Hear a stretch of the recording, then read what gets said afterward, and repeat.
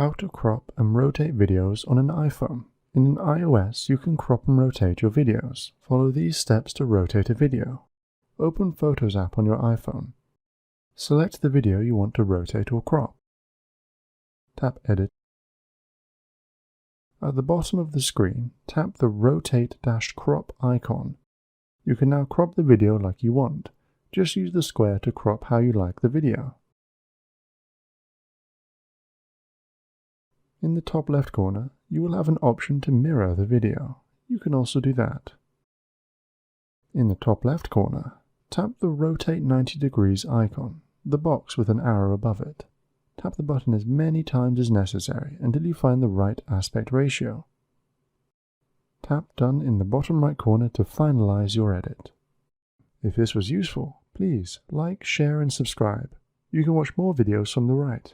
Also, if you have any questions, please ask them in the comments area below.